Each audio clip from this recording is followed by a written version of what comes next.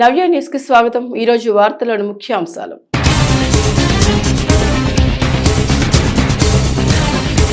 చీరాల మండలం వాడరేవు పిడుగురాల జాతీయ రహదారిపై ఘోర రోడ్డు ప్రమాదం। రన్నింగ్ లో ఉన్న కారు చక్కెర ఊడి బోల్తా కొట్టిన వైనం। ప్రమాదంలో 3 యువకులు అక్కడికక్కడే మృతి, మరో 5 విద్యార్థులకు తీవ్ర గాయాలు। క్షతగాతులను చికిత్స నిమిత్తం చీరాల ప్రభుత్వ వైద్యశాలకు తరలింపు।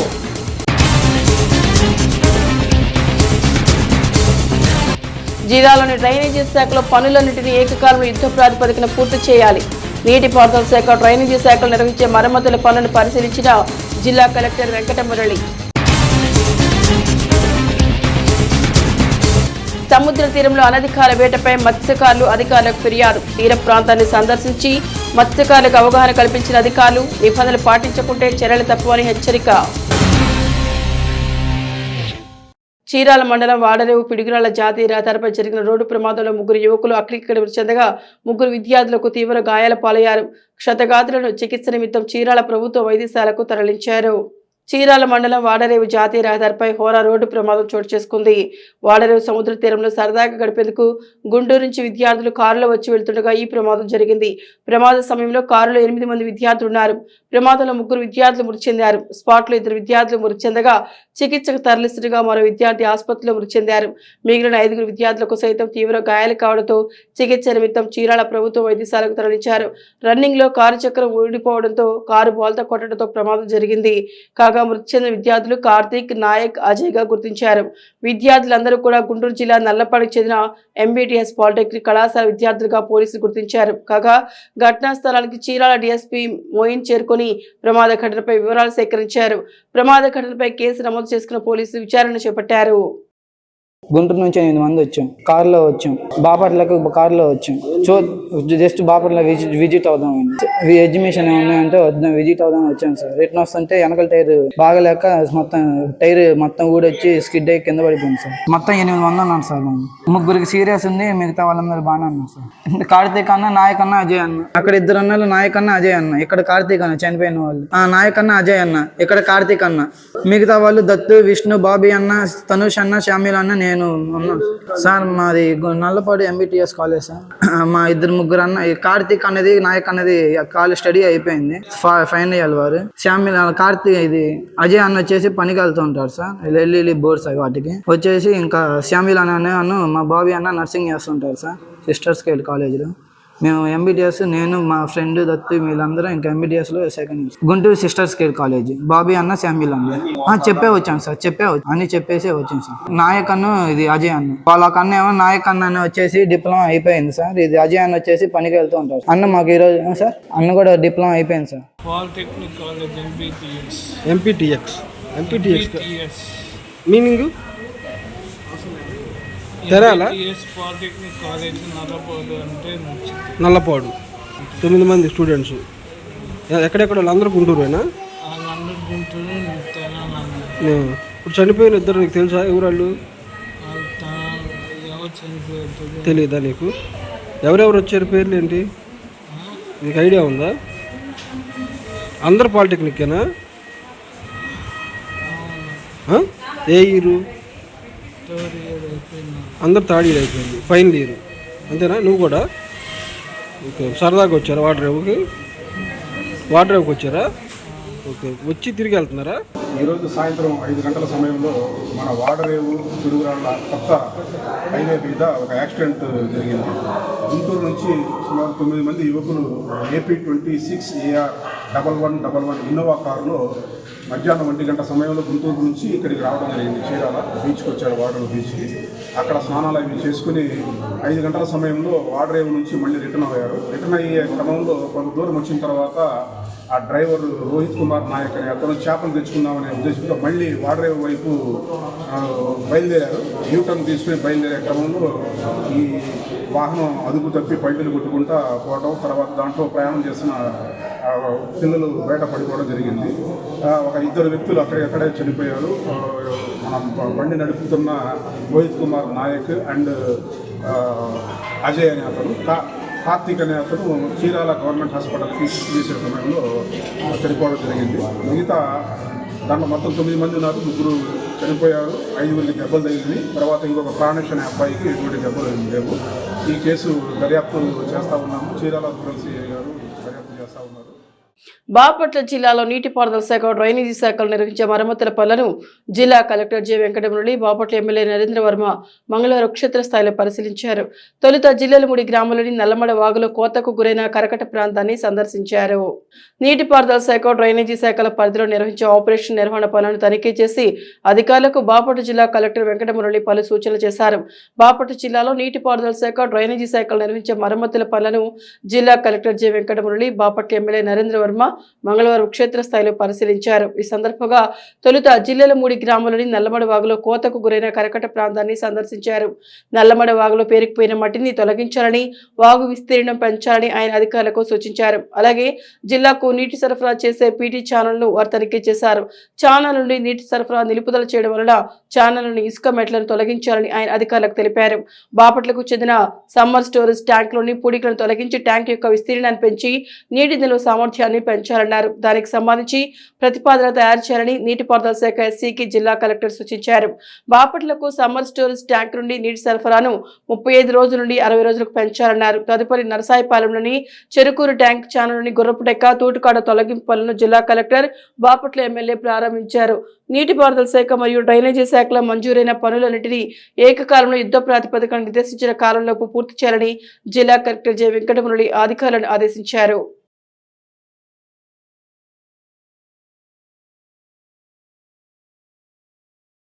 వేట నిషేధిత సమయంలో అనధికారికంగా వేట కొనసాగిస్తూ అక్రమంగా చేపలను తరలిస్తున్న క్రమంలో స్థానిక మత్స్యకారులు ఫిర్యాదుతో చీరాల మండలం వాడరేవు సముద్ర తీరంలో మత్స్యశాఖ అధికారులు, పోలీసులు తనిఖీలు చేపట్టారు. చేపల పునరుత్పత్తి సమయంలో నిబంధన విరుద్ధంగా వేట సాగించడం సరికాదని చీరాల మండలం వాడరేవు గ్రామంలోని పలువురు మత్స్యకారులు ఆవేదన వ్యక్తం చేశారు. కేంద్ర ప్రభుత్వం ఇచ్చిన బ్యాన్ పీరియడ్ నిబంధనలకు విరుద్ధంగా కొందరు మత్స్యకారులు చేపల వేట సాగించడం పట్ల వాడరేవుకు చెందిన కొందరు మత్స్యకారుల ఫిర్యాదుతో సోమవారం చీరాల మండల పరిధిలోని వాడరేవు సముద్ర తీర ప్రాంతాన్ని Karamchedu DFO Ravindra, Epurupalem SI Chandrasekhar, marine పోలీసులు తనిఖీలు చేపట్టారు. తనిఖీలలో చేపల వేట సాగిస్తున్న మత్స్యకారులకు, అలాగే మత్స్య సంపదను తరలించేందుకు వచ్చిన లారీ డ్రైవర్ కార్మికులకు డిఎఫ్ఓ అవగాహన కల్పించారు.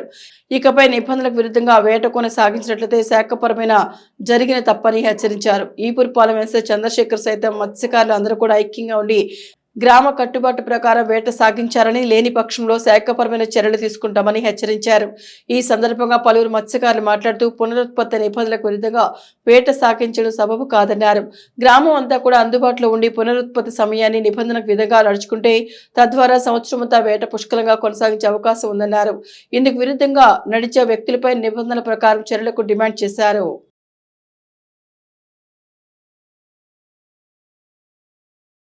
మాది ఫిష్ ల్యాండింగ్ సెంటర్, అలాగే మత్స్యకార గ్రామం.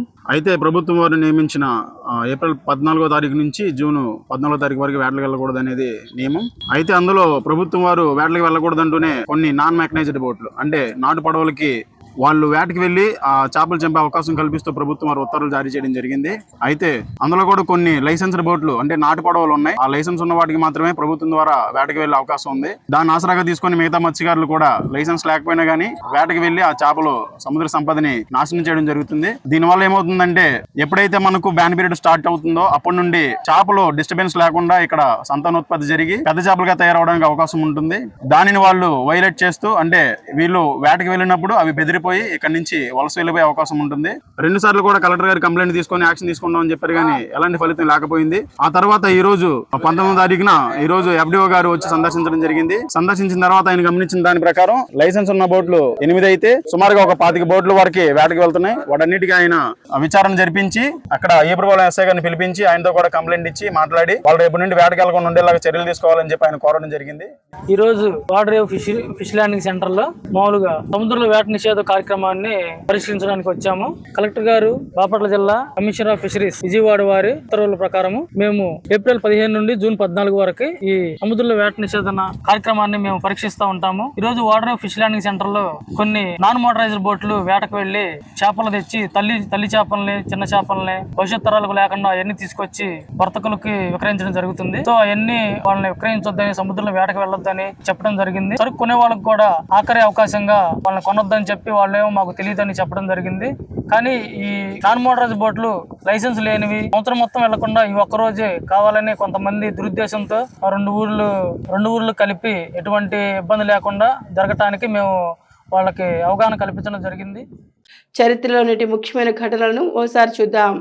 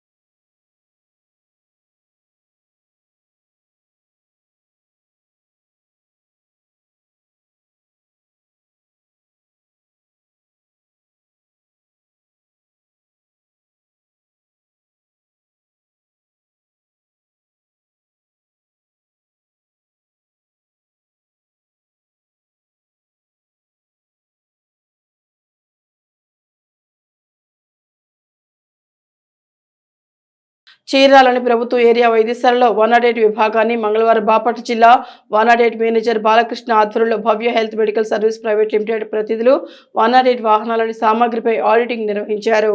చీరాల ప్రభుత్వ ఏరియా వైద్యశాలలో 108 విభాగాన్ని మంగళవారం బాపట్ల జిల్లా 108 మేనేజర్ బాలకృష్ణ ఆధ్వర్యంలో Bhavya health medical service private limited ప్రతినిధులు 108 వాహనాలని సామగ్రిపై ఆడిటింగ్ నిర్వహించారు.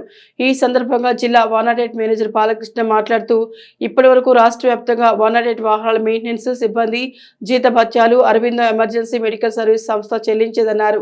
అయితే ఆ సంస్థ ప్రభుత్వంతో చేసుకున్న లీజ్ కాంట్రాక్ట్ పూర్తి కావడంతో ప్రస్తుతం భవ్య హెల్త్ సర్వీస్ ప్రైవేట్ లిమిటెడ్ కు లీజ్ కాంట్రాక్ట్ ఇవ్వడంతో జిల్లా వ్యాప్తంగా ఉన్న 108 వాహనాల పనితీరు వాహనాల్లో మెడికల్ సామాగ్రిపై ఆయా సంస్థల ప్రతినిధులు ఆడిటింగ్ నిర్వహిస్తున్నారు.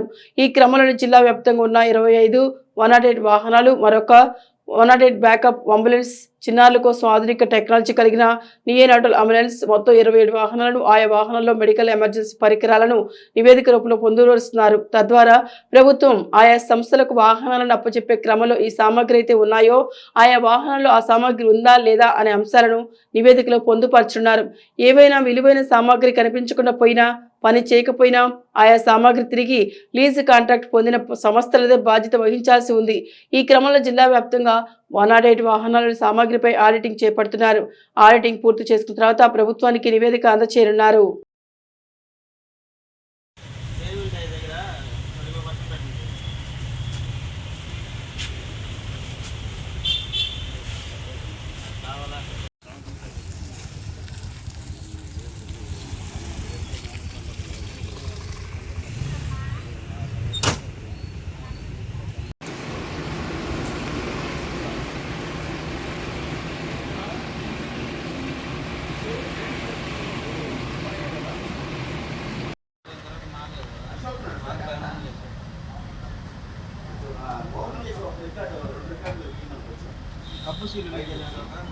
Vetapalem Saint Ann's college of engineering and technology కళాశాల సముదాయంలో మంగళవారం AP engineering common entrance test పరీక్షలు నిర్వహించినట్లు కళాశాల సెక్రటరీ వనమ రామకృష్ణారావు, శ్రీమంతుల లక్ష్మణరావు ఓ ప్రకటనలో తెలియజేశారు. Andhra Pradesh state council of higher education ఆధ్వర్యంలో కాకినాడ జేఎన్టీయూ పర్యవేక్షణ నిర్వహిస్తున్న ఇంజనీరింగ్ కామన్ ఎంట్రన్స్ టెస్ట్ 2025ను ఈ నెల 19 నుంచి 27 వరకు కళాశాలలో నిర్వహిస్తున్నట్లు కళాశాల principal doctor K Jagadish Babu తెలిపారు. Vetapalem Saint Ann's college of engineering and technology కళాశాల సముదాయంలో మంగళవారం AP engineering common entrance test పరీక్షలు నిర్వహించినట్లు కళాశాల సెక్రటరీ వనమ రామకృష్ణారావు, శ్రీమంత లక్ష్మణరావు ప్రకటన తెలియజేశారు. ఈ సందర్భంగా ప్రిన్సిపల్ డాక్టర్ జగదీష్ బాబు మాట్లాడుతూ అగ్రికల్చర్, ఫార్మసీలో చేరబోయే అభ్యర్థులకు ఆన్లైన్లో పరీక్షలు నిర్వహించినట్టు తెలిపారు. జేఎన్టీయూ కాకినాడ వారిచే నియమించబడిన అబ్జర్వర్ ఆధ్వర్యంలో ఈ పరీక్షలు నిర్వహిస్తున్నట్టు తెలిపారు. కాగా సోమవారం జరిగిన పరీక్షలో మొదటి షిఫ్ట్లో 176 మందికి గాను 159 మంది, సాయంత్రం రెండో షిఫ్ట్లో 176 మందికి గాను 167 మంది అభ్యర్థులు హాజరైనట్టు తెలిపారు. నేటి వాతావరణ సమాచారాన్ని ఓసారి పరిశీలిద్దాం. ఇప్పటికే అండమాన్ నికోబార్ దీవులను తాకిన నైరుతి రుతుపవనాలు దక్షిణ మధ్య ఈశాన్య బంగాళాఖాతంలో విస్తరించినట్టు తెలుస్తోంది. దీంతో ఆయా ప్రాంతాల్లో భారీగా వర్షాలు కురుస్తున్నాయి. అయితే చురుగ్గా కదులుతున్న ఈ నైరుతి రుతుపవనాలు 2-3 రోజుల్లో కేరళ తీరాన్ని తాకనున్నట్లు ఐఎండీ స్పష్టం చేసింది. దీంతో తెలుగు రాష్ట్రాలతో పాటు దేశవ్యాప్తంగా వర్షాలు కురిసే అవకాశం ఉందని ఐఎండీ హెచ్చరికలు జారీ చేసింది. వార్తల్లో నేటి అంతర్జాతీయ జాతీయ రాష్ట్ర ముఖ్యమైన అంశాలను ఓసారి పరిశీలిద్దాం. ఇండోనేషియాలోని లెవోటోవిలో లక్కీ అగ్నిపర్వతం మరోసారి బద్దలైంది. అగ్నిపర్వత శిఖరం నుంచి 1.2 కిలోమీటర్ల ఎత్తు వరకు బూడిద ఎగిసిపడింది. దీంతో భూమిని ఆకాశాన్ని ఏకం చేసినట్లు కనిపిస్తోంది. ఫ్లోర్స్ ద్వీపంలో ఉన్న లక్కీ అగ్నిపర్వతం సోమవారం ఉదయం 9:36 విస్ఫోటనం చెందిందని ఇండోనేషియా వోల్కనాలజీ ఏజెన్సీ వెల్లడించింది. అంతకుముందు ఆదివారం అర్ధరాత్రి దాటిన తర్వాత కూడా బద్దలైందని తెలిపింది. దీంతో శిఖరం నుంచి 6 కిలోమీటర్ల ఎత్తు వరకు బూడిద వెలువడిందని పేర్కొంది. సెంట్రల్ ఇండస్ట్రియల్ సెక్యూరిటీ ఫోర్స్ కు చెందిన మహిళా ఆఫీసర్ గీతా సమోటా చరిత్ర సృష్టించారు.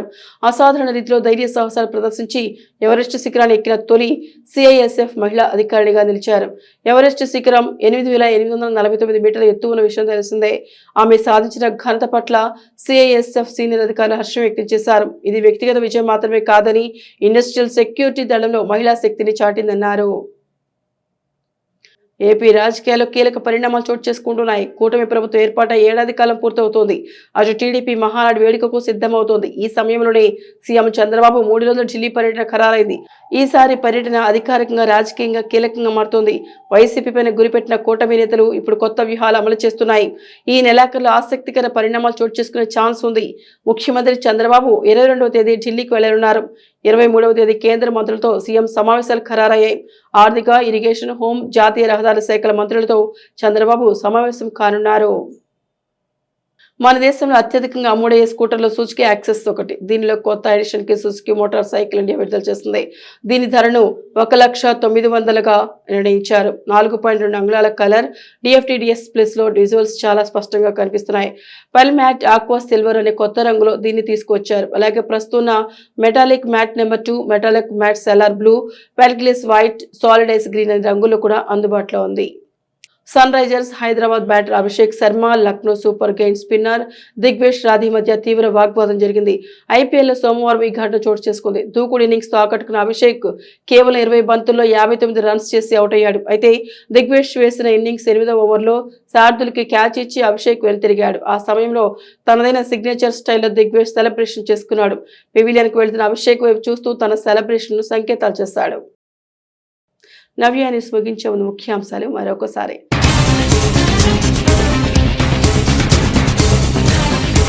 చీరాల మండలం వాడరేవు పిడుగురాళ్ల జాతీయ రహదారిపై ఘోర రోడ్డు ప్రమాదం.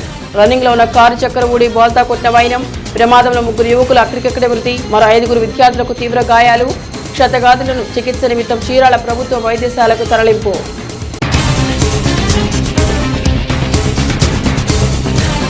జిల్లాలోని డ్రైనేజీ శాఖలో పనులన్నింటినీ ఏకకాలంలో యుద్ధ ప్రాతిపదికన పూర్తి చేయాలి. నీటిపారుదల శాఖ, డ్రైనేజీ శాఖలు నిర్వహించే మరమ్మతుల పనులను పరిశీలించిన జిల్లా కలెక్టర్ వెంకటమురళి. సముద్ర తీరంలో అనధికార వేటపై మత్స్యకారులు అధికారులకు ఫిర్యాదు. తీర ప్రాంతాన్ని సందర్శించి మత్స్యకారులకు అవగాహన కల్పించిన అధికారులు నిబంధనలు పాటించకుంటే చర్యలు తప్పవని హెచ్చరిక. నవ్య న్యూస్ ఇంతటితో సమాప్తం. నమస్కారం.